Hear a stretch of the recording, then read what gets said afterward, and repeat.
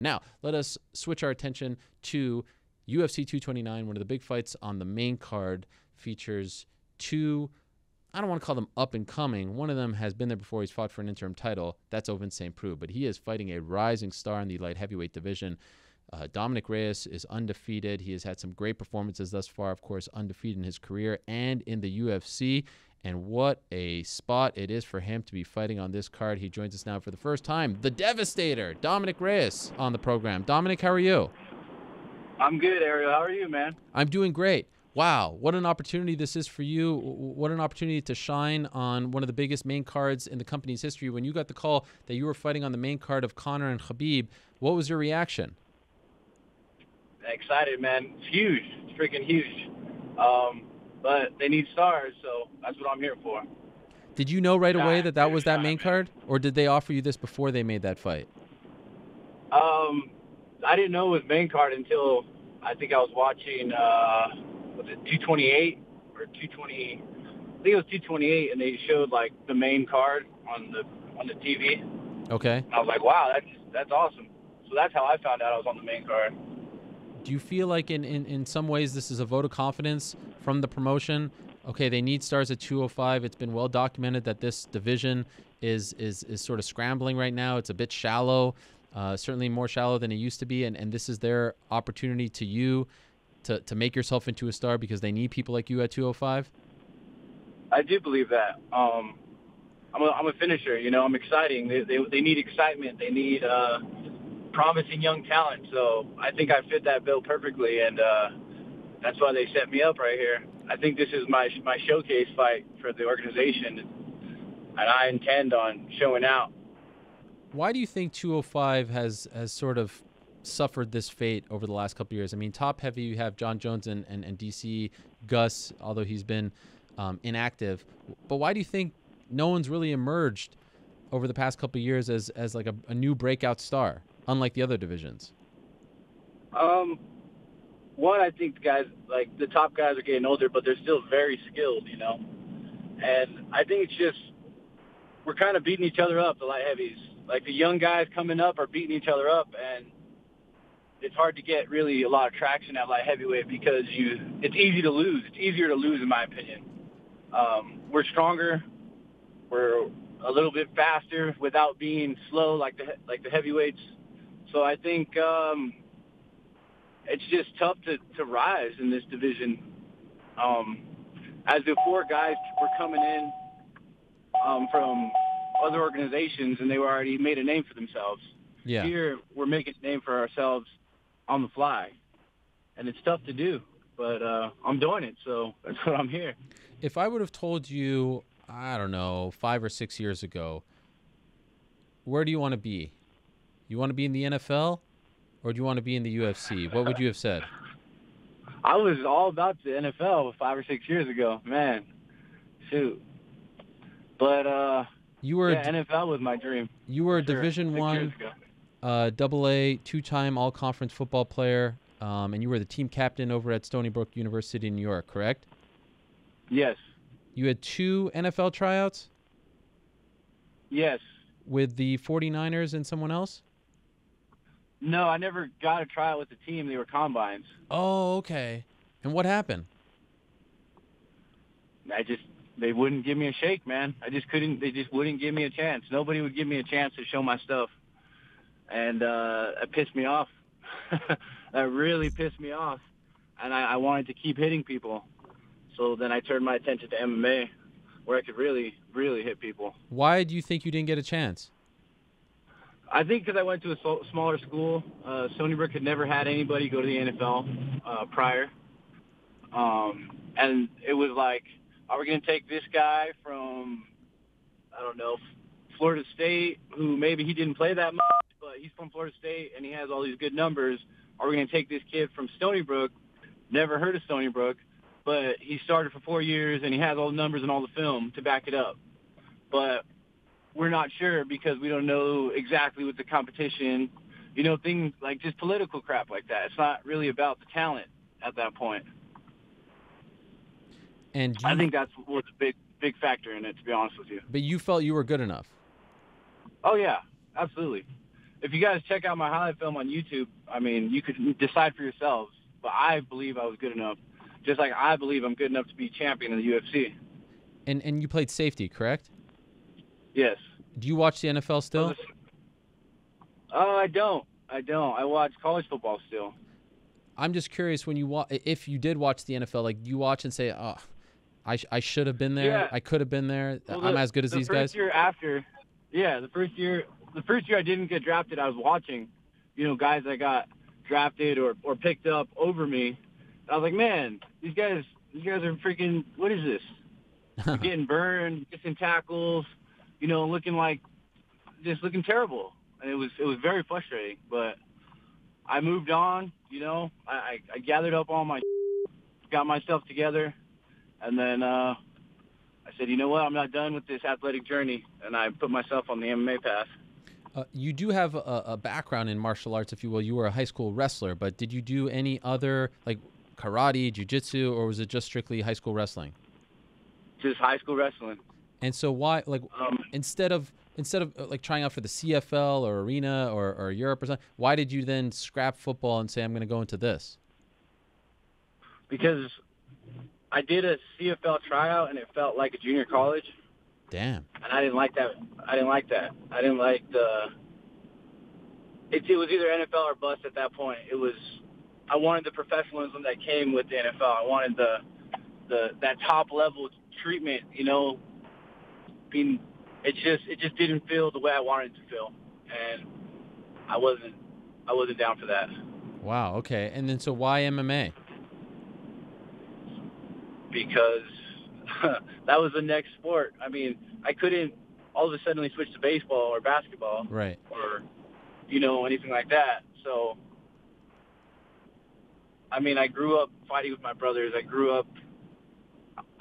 just like competition in that form, that wrestling, that man-on-man, primal, just me versus you. If I do my job, I'm going to win. Like with football, if I did my job, we could still lose. And I was tired of that. I kind of got tired of the whole everything about team sports. I was over it. I got everything I could out of it.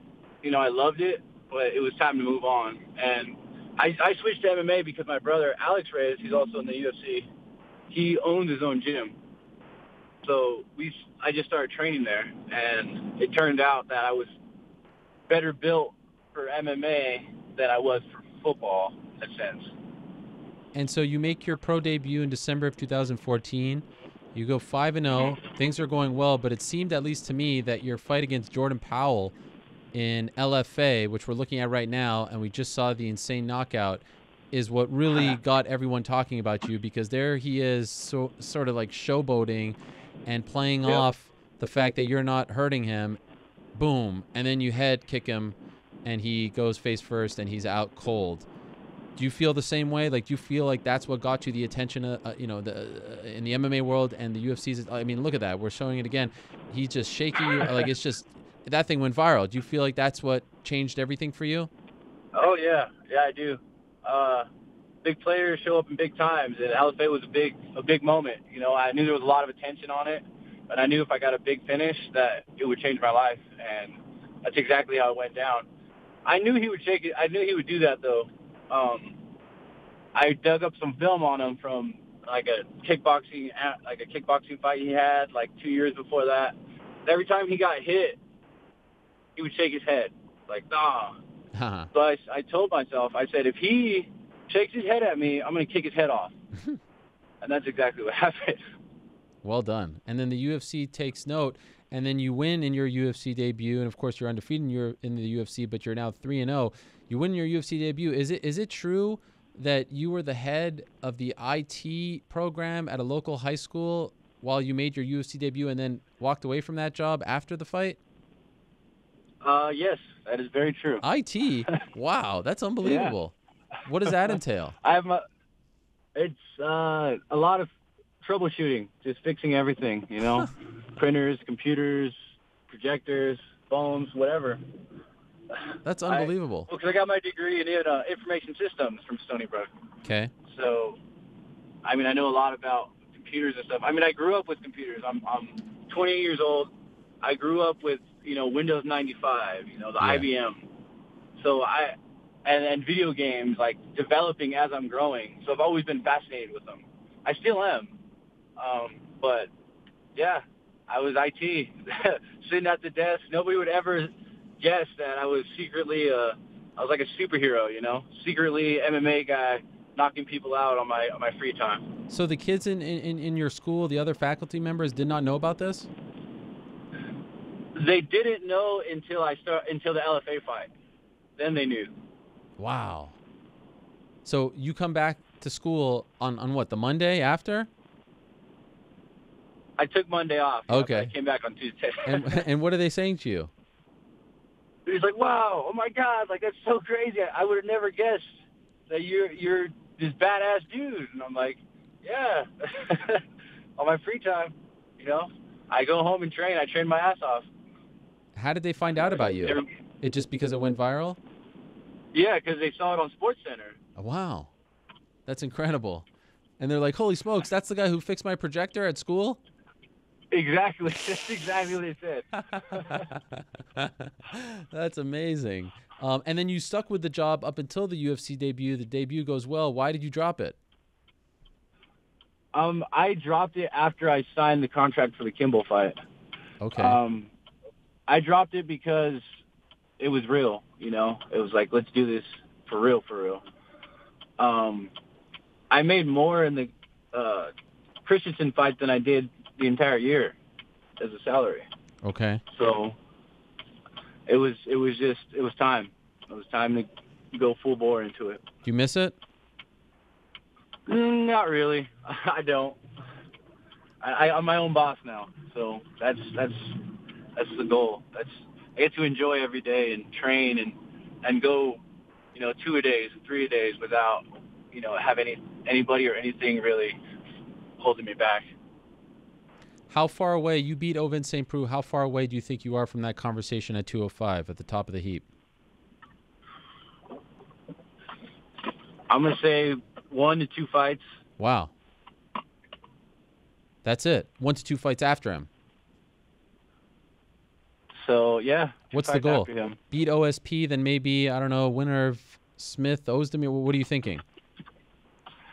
I'm not sure, but so beat OSP, fight a top 5, maybe a contender fight, and then the title. Depending on how these fights go, if I finish these guys in the first round, then all of a sudden everybody in the world's like, oh wow, this guy's the next big thing. He needs to fight for the title now. You know how it goes, especially at light heavyweight. Yeah. Well, so far you have been doing that. 8 of your 9 pro fights haven't gone past the first. You finished all of them except for your 3rd pro fight, which went the distance. But in the UFC, you haven't gone past the first, so all is well. Are you hoping that DC sticks around at 205, or are you hoping that it's John Jones who has the belt? What's the dream fight for you for the belt? My dream fight for the belt would be the winner of Jones Cormier. Yeah. Because they have to fight again. Sure. They have to fight again. And if I fight for the belt and win the belt, I'm in the conversation of possibly the greatest of all time. Wow. We're already thinking like that. Because these 2 guys are the greatest of all time right now. Right. Right? I beat them. They have a rematch. Maybe I beat them again. Maybe they beat me. Then we have a rematch. And I beat them again.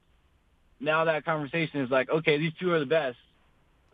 This guy beat the best guy twice. So where does that put me? You know what I'm saying?